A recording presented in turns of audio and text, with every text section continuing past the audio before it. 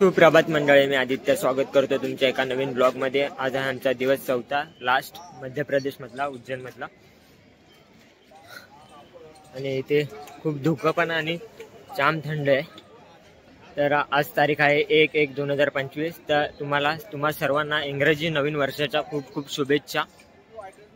आणि ती इकडे समोर बघताय ती गर्दी आहे आणि ते आहे महाकालचं मंदिर। आता दिसत नाही त्यामुळे धुकं आहे, त्यामुळे दिसत नाही। तर आता आपण सकाळी दर्शन घेऊ आणि तिकडे बघा तुम्ही खूप जाम धुकं झालाय। तर चला तर मग आपण आता दर्शनाला जाऊया।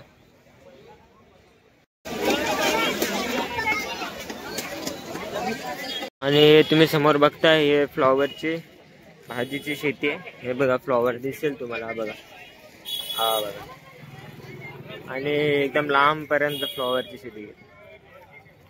मंदिर समोर आज 1 तारीख असल्यामुळे महाकालला खूप गर्दी आहे, म्हणजे खूप गर्दी आहे। तसे आम्ही 2 दिवस दर्शन केलं। तर आता आम्ही चाललोय चिंतामणी गणेशला। चला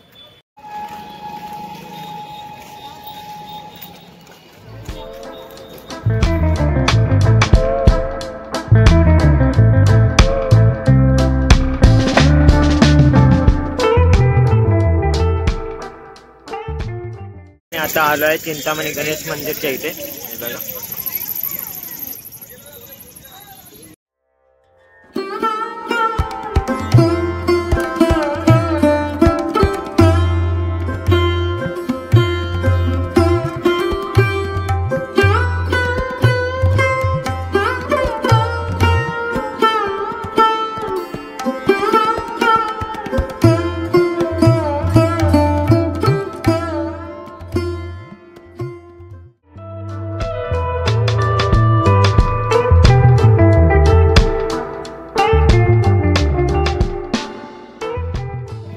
चिंतामणी गणेश मंदिराच्या नंतर आम्ही आता आलोय रामघाटावरती।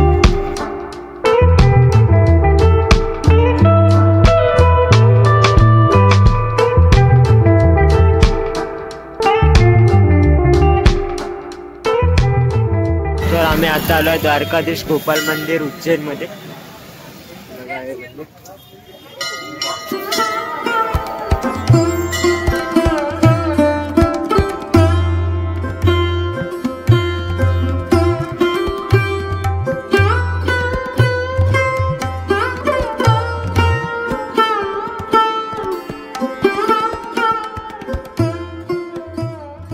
दर्शन झाल्याच्या नंतर आम्ही आता आलो आहे पंजाबी रेस्टॉरंट मध्ये। जेवण आहे रोटी भात, पनीरची भाजी, डाळ आणि शेव टमाटरची सब्जी।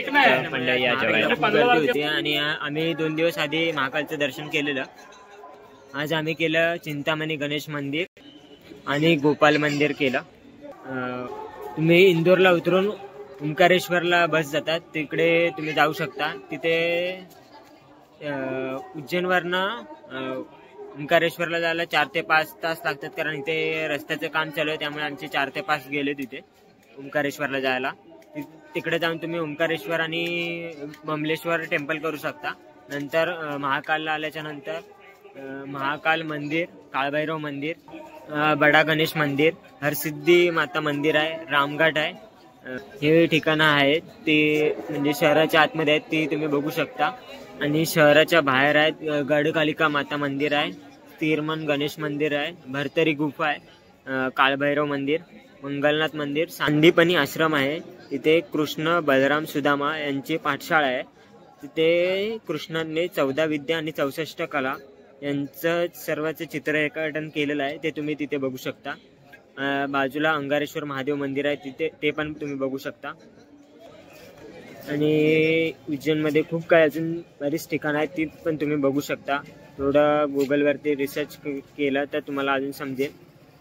आम्ही जे आता सांगितले तेवढी ठिकाणं आम्ही फिरलोय 4 दिवसात। आमचा ओव्हरऑल एकूण खर्च किती झाला आणि कोणते कोणते आम्ही फिरलो ठिकाणं, मंदिरं, ती मी डिस्क्रिप्शनमध्ये सांगेनच। तर चला तर मंडळी, ह्या ब्लॉगवरती एवढंच। आपण भेटू पुढच्या एका नवीन ब्लॉगमध्ये। तोपर्यंत आपल्या चॅनलला लाईक करा, शेअर करा आणि सबस्क्राईब करायला विसरू नका। चला तर मग बाय बाय।